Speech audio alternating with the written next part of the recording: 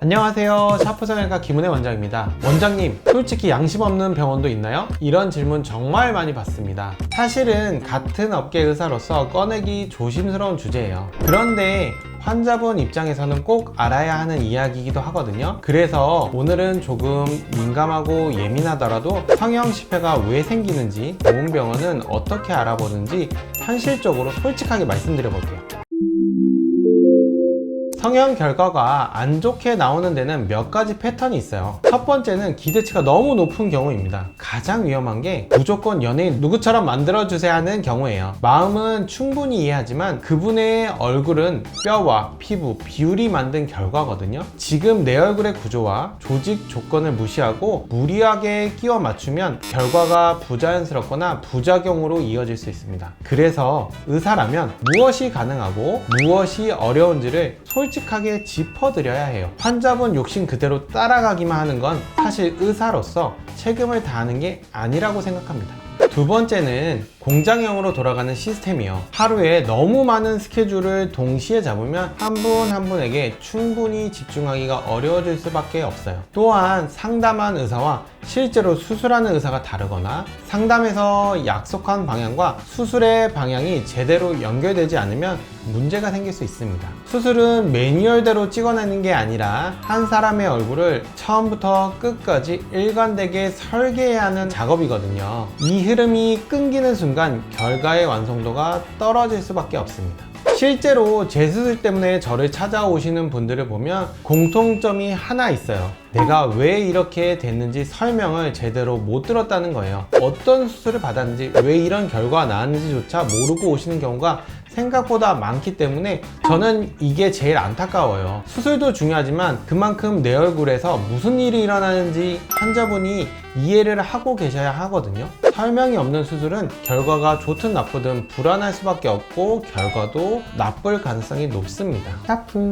그럼 좋은 병원, 양심적인 병원은 어떻게 알아볼 수 있을까요? 요 네 가지만 기억해 보시면 좋은 병원을 선택하실 수 있을 것 같아요. 첫 번째, 화려한 광고나 가격보다 이 수술이 왜 필요한지를 제대로 설명해 주는 곳인지 보세요. 저 같은 경우 가격이나 광고보다는 환자분께 어떤 수술이 필요하고 왜 필요한지를 논리적으로 설명해 드리고 있는데요. 샤프 성형외과 경우에는 얼굴 지방 흡입으로 환자분들이 많이들 수술하시는데 어느 부위가 내 피하 지방인지 심부볼인지 그리고 근육인지 좌우가 왜 다른지를 설명해 드리고 어떻게 개선할지를 설명해 드리고 있습니다. 샤프 성형외과 오시면 제대로 설명드리도록 하겠습니다. 두 번째, 안 되는 건 안 된다고 솔직하게 말해주는지 보세요. 무조건 다 된다고 하는 곳은 오히려 조심하셔야 합니다. 저 같은 경우도 안 되는 수술을 해달라고 하시면 그냥 다른 곳에 가셔라, 아니면 절대 안 된다 설득해드려요. 왜냐면 그런 분들의 경우에는 다른 데 가서 하시는 경우도 있거든요. 그러면 문제가 생길 수 있기 때문에 왜 하지 말아야 되는지 설명을 드리고 있습니다. 셋째, CT나 사진 같은 객관적인 자료를 보면서 내 얼굴 상태를 함께 설명해 주는지 확인해 보세요. 생각보다 많은 분들이 내 얼굴이 어떻게 생겼는지 잘 모르세요. 그래서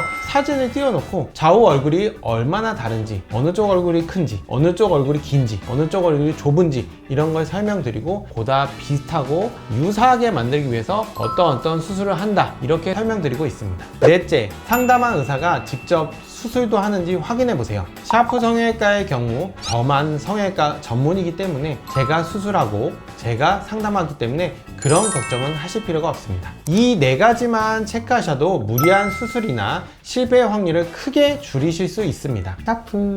의사로서 솔직히 가장 안타까운 순간이 언제냐면요, 예전에 눈 뒤틈이나 밑틈을 원하시던 분이 계시거든요. 이분 같은 경우는 눈의 앞쪽 하얀 자의 사이즈와 바깥쪽 하얀 자의 사이즈가 이미 밸런스가 깨진 상태였어요. 앞쪽은 너무 좁고 뒤쪽은 너무 큰 상태인데 밑틈과 뒤틈을 더해달라고 하시는 거예요. 제가 차근차근 설명을 드렸어요. 왜 안 되는지, 여기서 더하면 평소에도 사시처럼 보인다 이렇게까지 얘기 드렸거든요. 그런데 결국에는 다른 데서 하시고 저한테 다시 복원해달라 하셨던 분도 계세요. 그래서 그때는 제가 너무 안타까웠고 제가 좀 더 설득을 할 걸 그렇게 생각을 했었던 적이 있거든요. 그래서 저는 차라리 돈을 안 벌더라도 솔직하게 말씀드리는 의사가 되려고 합니다. 저한테 수술 안 하셔도 되니까 저한테 한번 설명을 듣고 선택을 하시는 게 좋지 않을까 이런 생각을 해봅니다.